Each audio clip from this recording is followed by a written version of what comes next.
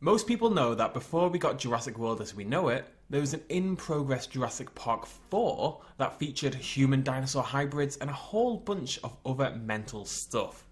What people might not know is that the initial script for this film, written by John Sayles, is actually available online, and it's bloody crazy. I thought we'd spend a few episodes going through the script, hitting the big scenes and seeing what the film would have been like. After all, this was a legit idea that nearly got made. This is what we nearly ended up getting. So, how would Jurassic Park 4 have opened? On a baseball field. It's a Little League baseball game in a quaint suburban community. Dogs are yapping, kids are playing, bored parents are living vicariously through their children's mediocre achievements. It's a typical day. There's a kid called Joshua on the field, his mum watching along with her young daughter and her quintessentially nerdy kid who's obviously wearing glasses, reading Harry Potter, and when his mother tells him to focus on the game as his brother is playing, his response is, "I'm aware of that, mother." Oh, those nerds. He's called Benjamin anyway, I don't know if that matters. Anyway, Joshua hits the ball with the big piece of wood and it's a good hit. The kid starts to run. Some kid called Timothy, who is terrible at baseball, tries to throw the ball back but spectacularly fails and Joshua makes it to second base. The pitcher calls Timothy a spaz, the coach is angry at this, they talk it out, everyone gets on with it, baseball resumes. Timothy, the bad at baseball boy, heads back to his spot when a large shadow swoops overhead. The yapping dog, literally called Yappy Dog in the script, starts to, well, yap. Then it suddenly freezes, spooked, sensing something happening overhead. The little girl, Rebecca, points out to her mother that there's a birdie above. She's only 2 years old, but come on Rebecca, that ain't no bird. The mother doesn't pay attention, giving her child that telltale bored parent response of, "That's nice dear," as some other kid hits the ball. Somehow only the annoying dog and the toddler have noticed the bloody giant birds above so far. So someone else has hit the ball is rising, soaring into the air when suddenly a pterosaur comes out. Who saw that coming? It swoops the ball out of the air, catching it within razor-toothed bill and then flies away. Everyone is stunned, staring at the large creature, except Rebecca who giggles away like a, well, toddler.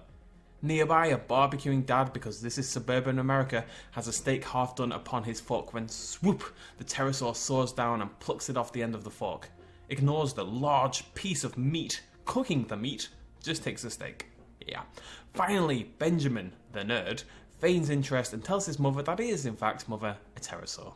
She doesn't listen, she's screaming away as the closest one dives straight towards them. She ducks down, grabbing her youngest child Rebecca as they duck under the swoop of the pterosaur. She does not actually try to save Benjamin, her other child. Can't say I blame her.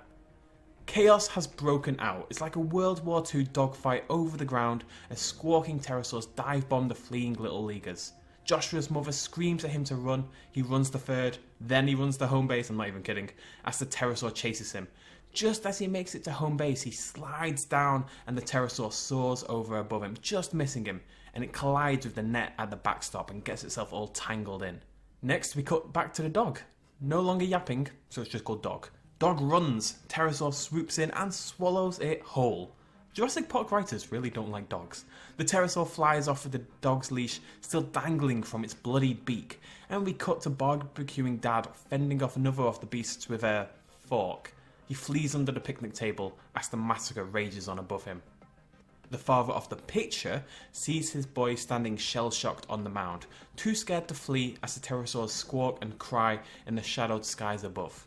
His father makes a start hurtling down the bleachers towards his terrified boy when suddenly the kid is lifted up, a pterosaur clamping its beak around the boy's shoulders and beginning to heave him upwards. He must be a chubby kid though, because the pterosaur is struggling. It's flapping its huge leathery rings in vain as it slowly starts to ascend. Timmy's father, Timmy being bad at baseball boy, is now approaching as well with an aluminum bat and he yells at his kid to grab Pitcher Boy. Timmy does, diving heroically to latch onto Pitcher Boy so Timmy's father can whomp on the pterosaur with a baseball bat. It actually says whap in the script. Whap, whap, whap, he's beating on this pterosaur. The pterosaurs begin to leave. Everyone celebrates and we cut to a newscaster on a TV saying that this was the first attack of its kind on US mainland soil, but though there were some injuries, nobody was seriously hurt. They forgot, of course, about Yappy Dog. Hey guys, if you enjoyed this video, please consider smashing that like button down below. It really helps me out. And also hitting the subscribe button if you want to be kept up to date with brand new videos about dinosaurs, animals, aliens, and everything else we do here on the BestInSlot channel.